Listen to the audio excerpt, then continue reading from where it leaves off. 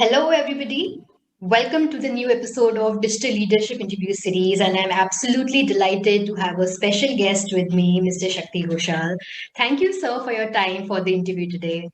Thank you so much. It's not only a pleasure, but it's an honor to be on the forum with you, Neha. And I hope I can sort of in my very small way contribute to something for the audience. Pleasure is mine, sir. So, guys, before we start talking about the dedicated topic for the conversation today, I will give you a brief about Mr. Shakti Ghosal. So, he is an author and he is a graduate from IIM Bangalore. And pursuant to his studies, he has been working as a visiting professor across different IIMs in India. And most importantly, he is an expert in the domain of leadership and training in India. And this completely fits into the ambit of digital leadership initiative. And that is the reason I thought I will talk to him about his experiences of what digital leadership is. Thank you for your time, sir. You're welcome, Neha. I'm all yours in terms of your questions. Great, great. So, sir, to start with, I would first like to talk a bit about your new book. The name of your new book is The Chronicler of the Hooghly, and it's absolutely amazing. So, guys, if you want to go ahead buying it, it's available on Amazon. It's available on different sites. So please go ahead and buying it. And the reason you should buy it is why we will be discussing it in the next couple of minutes. So, sir, your book is it's a collation of 4 different short stories. It focuses on 5 different characters. But what was your inspiration and motivation behind coming out with this book? What is one takeaway the readers can get when they read your book?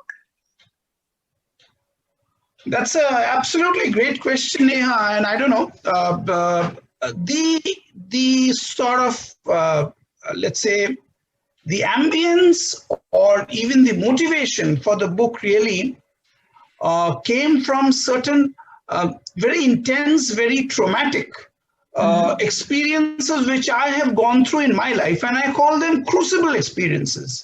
The crucible experiences are things, and all of us actually go through them, whether we like it or not.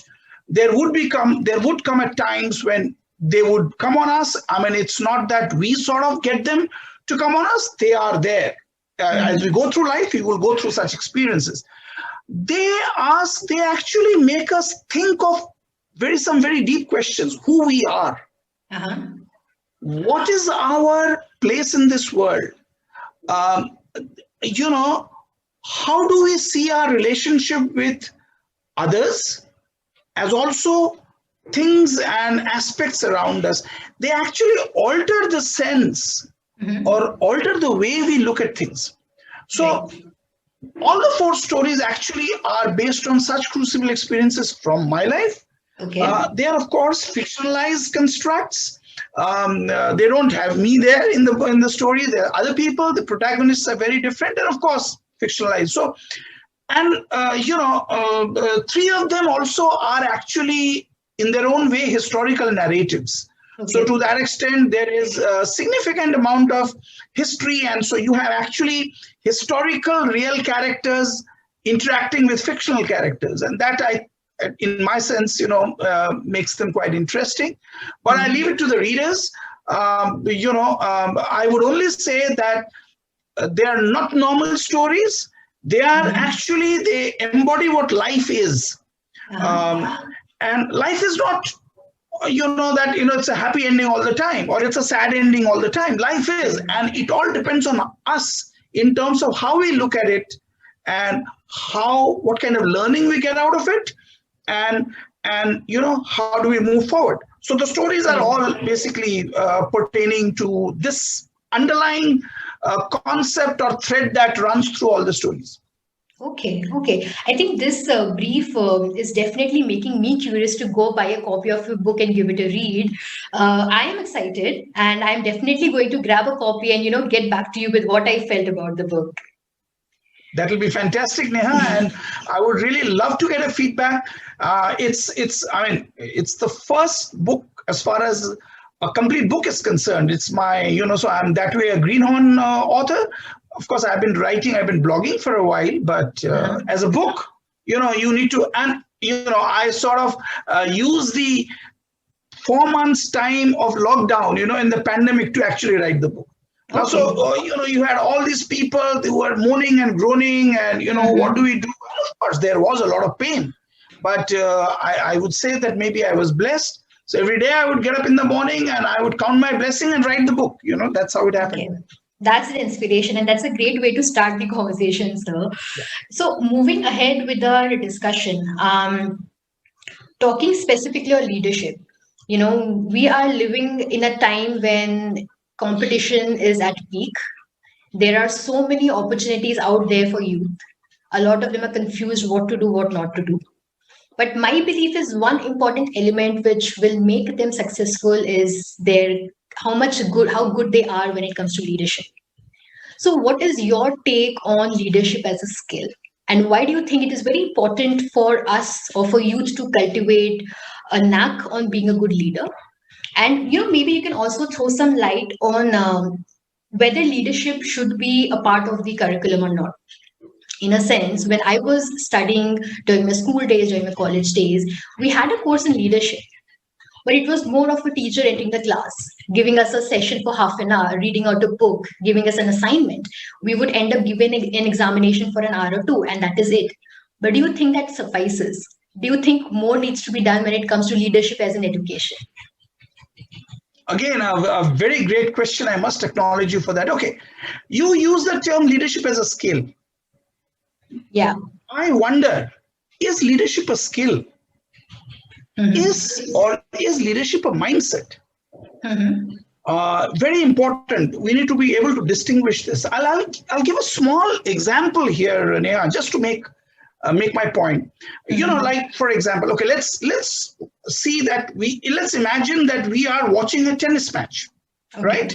And there are two players on two sides, as you know, and you are there, you are watching the tennis match, and there is a teacher. And the teacher tells you, let's say I'm the teacher, and I tell you that, look, Neha, when that fellow hits the ball like this, you watch how he is going to hit. He's going to chop it like this, or he's going to hit it back like this. And you watch, and you understand that, for certain kinds of responses that are coming towards you, you need to, respond accordingly, right? And now my question to you, you have learned all that. You've seen the match. You've seen such matches 10 times, 100 times, and you know that, if somebody spins, I'm going to do this. Somebody, serves very hard, then I'm going to do that. My question to you is, at that moment, I give you a tennis racket and say, yeah, now you know everything, right? Go out there onto the tennis court and play. Would you be able to play? The answer, as you possibly are realizing, you won't be able to play. The knowledge per se does not allow you to become a great leader. And if it was so, then every individual on this planet, 7.3 billion of us would be great. We exactly know what Mahatma Gandhi was all about, where his leadership came from. Right. We exactly know Abraham Lincoln, and we know Bill Gates, and we know everybody. There is a overflow of information. Correct. What is it that does not then allow us to become a leader? This is when I come. It is not really a skill to me. It's a mindset. And it is not that you sort of get into that mindset. To me, leadership is about the mindset getting you. The mindset is such within you, it takes over. And then you actually intuitively dance in front of situations and circumstances and people, and you, without even realizing, you intuitively making the right response. And that is what leadership is all about. Now, you may wonder, then, sir, how do we teach people this? Well, actually, you can and you cannot teach. There are ways of teaching leadership, but leadership is not about, this is the quality, that is the quality. No, that's not leadership. I believe leadership rests on us and our ability to create a foundation of a context, a foundational context, so to say, So it is a context which is a searchlight, which, puts the light on anything coming in front, anything, any sort of situation coming towards us and how we respond. Right. What is that context created of? And to me, there are four things really. Very simple. But then there are ways you need to imbibe this and learn. The first is integrity. And when I say integrity, it is nothing to do with morality. It is integrity of one's word, which Right. is when I give you my word, I either say I do it, or if I cannot do it, I say, Neha, I told you that I'll come for this call at 3 o'clock. I couldn't, something else has come up. I'm sorry. As soon as I know, not now. And, could you shift it? And if there is a mess, I'm willing to participate in cleaning the mess. That is integrity of word. Right. As you do that, the whole, this whole pyramid of trust and faith increases. Number one. Number two, show up the way you actually are. Okay. Not put facades. Be authentic. Right. It takes people exactly 12 and a half seconds to know if the person on the other side is being authentic, is being real, or is there a shield or a face or a mask that is in front. Right. And so then the question you said that, okay, you are telling me to be authentic, but there are times when we cannot. So how do we start being authentic? And my answer to you, that is, you start being authentic, and it's not that all the time you will be authentic, but you will have to keep on doing it, is by at least becoming authentic about your own inauthenticities. Do you understand what I'm saying? You become authentic not about anything else or anybody else. You become authentic to yourself about your own inauthenticities. Now, why do you wear the inauthentic? So, I don't want Neha to think poorly of me. I don't want Neha to think, that I'm a quote unquote jerk. I don't want Neha to realize that I do not know, or I'm making a mistake, or I made a mistake. These are the things which makes us put those. But authenticity is one of the very important foundational contextual element as far as is concerned. The number three, being cause in the matter. It's a very interesting phrase. Now you say, what is being cause in the matter? Now, in any situation, there is something that has caused it, and there is an effect of that situation. So, when a pandemic happens, the cause could be anything. Wuhan, you may say, and China did this and China did that. But the effect is people, lockdowns, economies, really plummeting, and people sort of suffering and dying and all that. So that is the effect.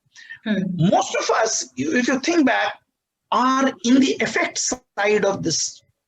Right. Oh, we are just thinking about, what is happening, how we are going to respond to the effect part. But there are few people who go into the cause. When you are on the cause side, you are actually, then, you have a mind, it's a mindset issue really. Right. You start seeing possibilities of where all you can take responsibility. It doesn't mean that you are going to be solving the problem. Right. But the mindset of being able to take responsibility of being cause of the matter is again the third and very important foundational element of leadership. And this is all, we are creating a context for ourselves. And the fourth and the last one, stand for something which is bigger than yourself. Look at, this is not a political speech, but I'll take an example. Look at Mr. Narendra Modi. And it's not that I'm a political person, but you sort of realize that this gentleman is actually standing for things which are far bigger than himself. Okay, Angela Merkel in Germany, she stood for things which are bigger than herself. Right. So there is this quote unquote, the selfish aspect that all of us do something to get something in return, and there's nothing wrong in that. Absolutely. I'm going to be doing a job, I need to get paid. But there comes a time, and leadership is all about standing in that space which is bigger than yourself. When people look at you and see that, you, for example, said that I am there in the space of public affairs, public discourse. That is much bigger than Neha Gour, right? When you stand in that space, possibilities that show up and the language that you use is when you are standing in a space which is bigger than yourself. This is the fourth context. Right. When you put all these four together and you actually practice, practice, and there are ways to practice, but we don't have time to do that. When we run workshops and trainings, we actually declare to people that over the next 2 days, we will make you practice, or when you go out, you start seeing things differently. You start seeing things from the context of a leader. And the context of a leader is allowing these foundational contextual elements to light up every situation and everything out there. Right. Okay, so this to me is leadership really. I don't know if it sounded philosophical, but then leadership is philosophy. Leadership is not management. Leadership is not time management. Leadership is not optimization. Right. To be a leader, you have to be a great follower.